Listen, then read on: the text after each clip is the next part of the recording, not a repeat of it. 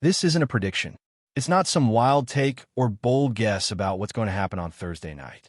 It's more of a demand, a reasonable one, a necessary one, because if the Pittsburgh Steelers are serious about anything this season, anything at all, then they better walk into Paycor Stadium and handle business.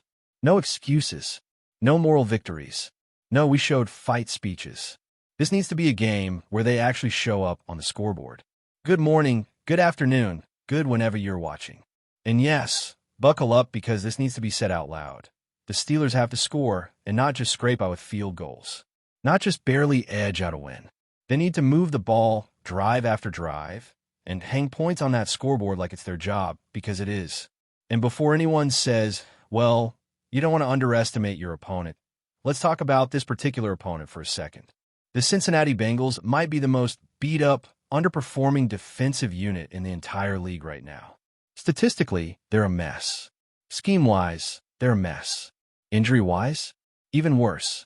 If there was ever a time for the Steelers to drop a 30-burger on someone, it's now. The Bengals rank second to last in total defense across the entire National Football League. That's not a typo. That's not one of those misleading stats that you have to put into context. They're giving up almost 400 yards per game. Only the Cowboys have allowed more. And let's be real, the Cowboys play like they think Micah Parsons can do everything by himself. Against the pass, also second worst. The Bengals give up over 250 yards per game through the air. Again, only Dallas is worse. Against the run, fifth worst in the league. They're coughing up nearly 136 yards per game on the ground. And scoring defense? It doesn't get any prettier. They're allowing over 30 points per game. That's third worst in the league. And again, just their defense. Not pick sixes, not special teams meltdowns. Strictly defense. This is a unit that is bleeding yardage and coughing up points every week. And now, they're likely to be without their best player on that side of the ball. Trey Hendrickson, who's been the one bright spot in that disaster of a defense, is dealing with a back injury. He might not play. If he doesn't, that defensive front gets even weaker. We're talking about a group that already struggles to pressure the quarterback and struggles even more to stop the run. Without Hendrickson, that's a red carpet rolled out for any offense willing to attack. And that's exactly why the Steelers' offense can't afford to just survive on Thursday. They got to thrive. They got to take this matchup and treat it like a playoff game. Not because the Bengals are a playoff-caliber opponent. They aren't, but because this is what contenders do.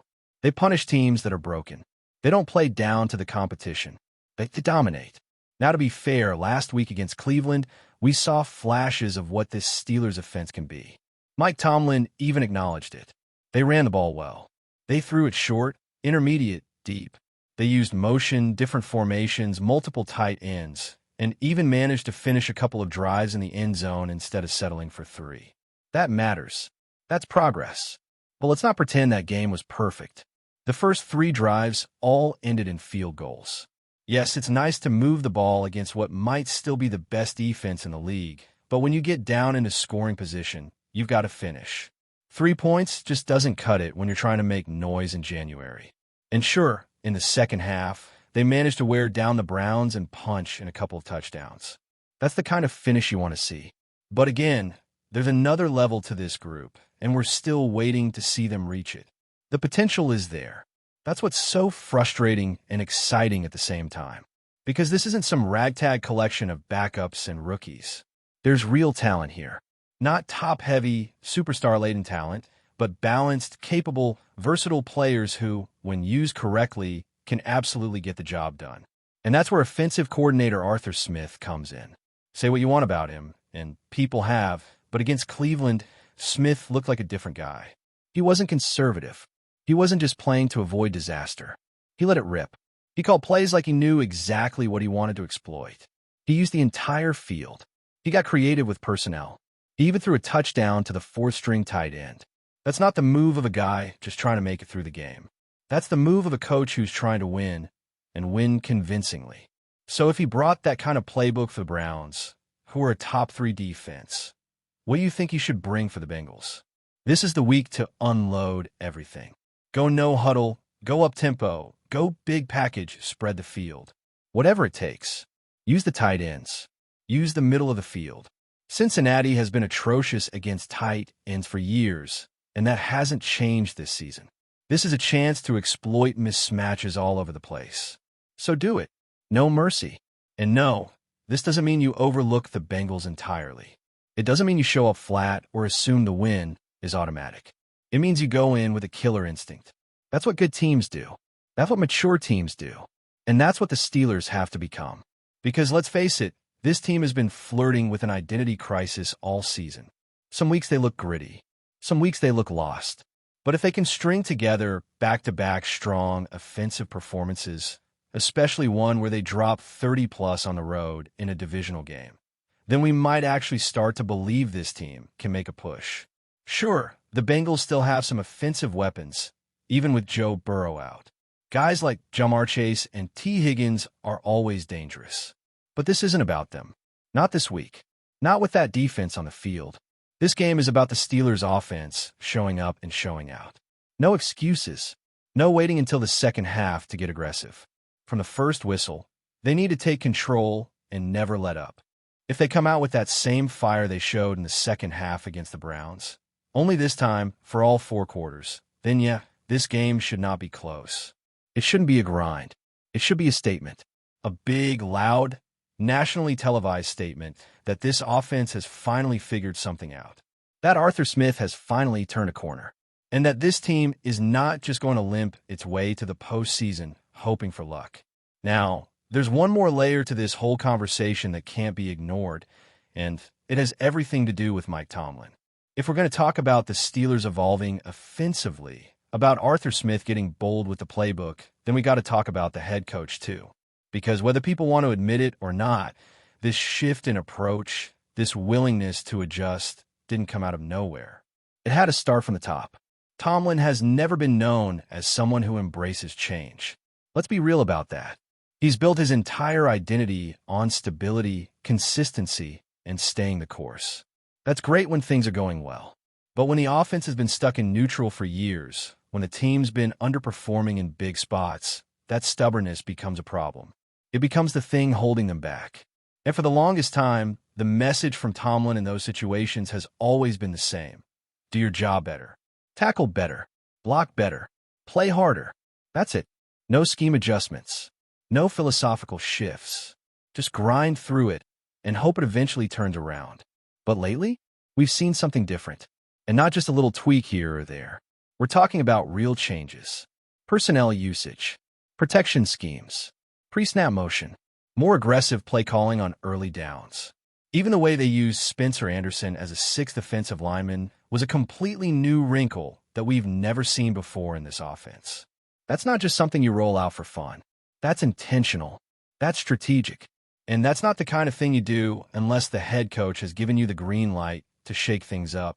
Some people have speculated that maybe Art Rooney had a word with Tomlin. Maybe there was a behind-the-scenes conversation, especially after that trip overseas, where someone high up said, "Hey, it's time to evolve." Maybe. But unless we hear that directly, the credit or the blame has to stay where it belongs. And in this case, Tomlin deserves credit. Because the changes we've seen, they aren't cosmetic. They're meaningful. They've impacted the outcomes of games. They've given the offense an actual identity, even if it's still forming. And more than anything, they've given this team a shot to be competitive down the stretch. That doesn't mean he's suddenly a different coach overnight. This is still the same guy who believes in grit and discipline, and the standard is the standard. But at least now, there's some recognition that those principles alone aren't enough anymore. The league has changed. Offenses have changed. And if you're going to keep up, you can't just run the same plays and hope for the best. You need innovation. You need flexibility. And finally, it looks like the Steelers are starting to embrace that idea. Now, before anyone gets too carried away, this is not about pretending like everything's fixed. It's not. There are still holes in this roster. The wide receiver depth is thin. The offensive line, while improving, still has issues. Calvin Austin being out doesn't help. And the tight end room, while it has potential, is still being asked to carry a big chunk of the load. That's not ideal. But you work with what you've got. And right now, the Steelers are at least showing that they know how to maximize the pieces they have. That's a big part of coaching. That's a big part of winning. You can't just wait for the perfect roster to fall into your lap. You have to adapt. You have to scheme around your weaknesses and lean into your strengths. And if that means using multiple tight ends and throwing to your fourth option in the red zone, so be it. If it works, it works. This game isn't about who has the flashiest names on the back of the jersey. It's about who executes, who adjusts, and who imposes their will when it matters. That's what this game against the Bengals is really about. It's not about measuring yourself against an elite team. Cincinnati, as they're currently constructed, is nowhere near elite. But it's about proving to yourself and to the rest of the league that you can put teams away, that you don't need every game to be a grind, that when the opportunity is there to dominate, you take it. No playing down to the opponent. No waiting until the fourth quarter to get aggressive. You show up from the first snap, and you let everyone watching know that this is not the same old Steelers. That's why this game matters. Not because of playoff implications, not because of division rivalries, but because of growth.